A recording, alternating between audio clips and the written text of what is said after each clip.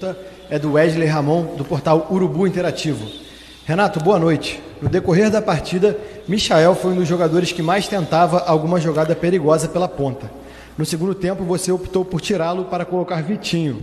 O que você pretendia com a entrada do camisa 11? Ele conseguiu atender suas expectativas?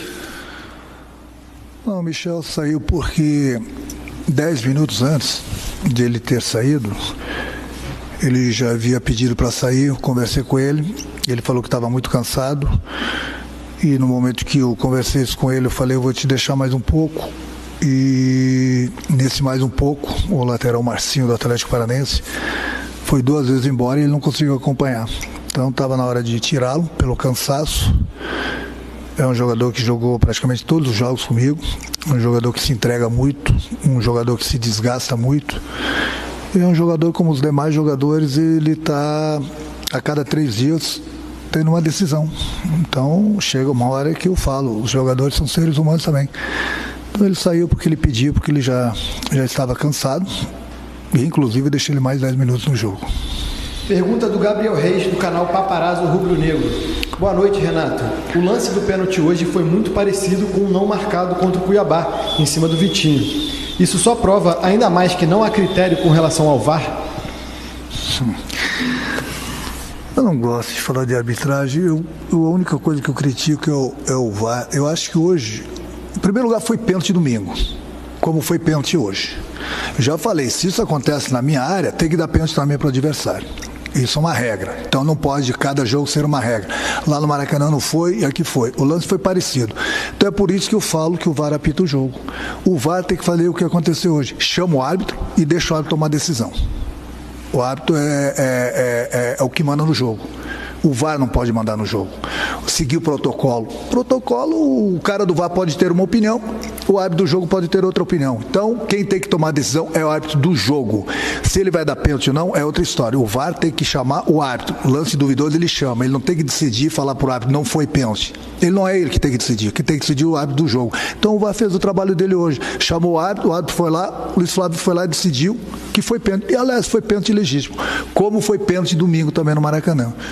Eu estava, inclusive, falando com o Nicão agora, depois do jogo.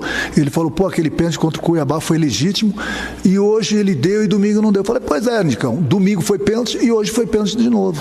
Agora, o que não pode é cada jogo, né, ter uma regra.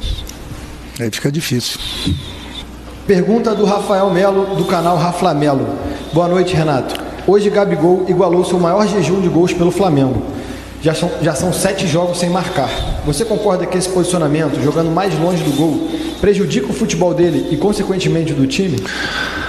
Não é o posicionamento do Gabriel. Eu não conheço um jogador no mundo que não fique alguns jogos sem fazer gol. Tem um tempo atrás estavam cobrando o Pedro, que o Pedro, se não me engano, ficou 10 jogos sem fazer gol. Eu falei, Pedro, relaxa, tranquilidade. Confiança total. Daqui a pouco a bola começa a entrar, daqui a pouco você vai voltar a fazer gols. E ele voltou a fazer gols, tem nos ajudado bastante, a mesma coisa com o Gabriel. O importante é a entrega que ele vem tendo, ele vem nos ajudando de uma forma ou de outra. No momento que ele se desloca, ele abre, fica um pouco longe da área, é justamente ele está jogando sem a bola, abrindo espaços para o companheiro. Principalmente no momento que você enfrenta uma equipe que tem 3 zagueiros, se ele ficar parado lá no meio da área, ele não vai encostar na bola. Então, muitas vezes ele sai, ele fica um pouco longe do gol, mas tem aberto espaço para os companheiros. Pergunta de Marcos Coelho, da Rádio Tupi. Renato, hoje notamos um Flamengo com mais dificuldades que o normal para trocar passes. Ao que você atribui essa situação? Você também viu dessa forma? Algumas vezes é uma coisa normal, porque o Atlético joga toda hora aqui. É grama sintética, e a grama sintética faz uma diferença muito grande. É da água para o vinho. Então, uma coisa é você estar acostumado com a grama natural. Outra coisa é você enfrentar um adversário que, se está jogando pela primeira vez, depois de um bom tempo, como o Flamengo na grama sintética, as dificuldades é para ambos os lados. No momento que você enfrenta uma equipe que está acostumada com o campo, é lógico, a bola fica muito viva na grama sintética. E essa grama ela é bem diferente da grama do Palmeiras, é bem diferente da grama do Corinthians. Então, hoje a gente já sabia das dificuldades. Ontem nós conversamos no treino, hoje nós conversamos na pré-eleição que nós íamos ter essa dificuldade, mas mesmo assim a minha equipe arriscou o tempo todo, saindo, jogando, conseguimos muitas vezes quebrar a primeira linha deles, mas agora fica difícil toda hora, porque eles estão acostumados com o campo e a grama sintética dificulta bastante, você perde muito tempo, a bola fica muito viva. Então essa, sem dúvida alguma, foi a nossa maior dificuldade hoje. Pergunta de Cristiane Mussi, da ESPN. O primeiro gol desorganizou o time. O que ficou de lição? E por que você ficou de costas para a cobrança do Pedro? Algum tipo de superstição? Tem um telão no estádio, eu fico olhando pro telão, já que na hora do pênalti ali, tem muitos jogadores na minha frente, tanto meus jogadores como os jogadores do adversário, e no telão eu enxerguei muito mais, então jamais vou ficar de costas para um jogador meu bater o pênalti. Eu tinha uma visão espetacular do telão, por isso que fiquei olhando pelo telão, porque justamente ali, aquela quantidade de jogadores na minha frente, eu não ia conseguir observar direito. Pergunta de Sidão Marinho, do Litoral News. Renato, o Flamengo teve muita dificuldade para mostrar o seu futebol hoje. Qual a lição que você leva para o jogo de volta? Acredita que será um jogo mais tranquilo? Olha, eu respeito a opinião de todo mundo. A minha equipe fez um bom jogo hoje. Apesar das dificuldades que nós encontramos com o campo, não é fácil jogar aqui dentro. Não é fácil, o gramado prejudica bastante, a equipe é visitante porque não está acostumada, o Atlético criou bastante dificuldades pra gente e a minha equipe jogou. Se você for ver aí as oportunidades de gols que a minha equipe criou, é muito mais do que a do Atlético.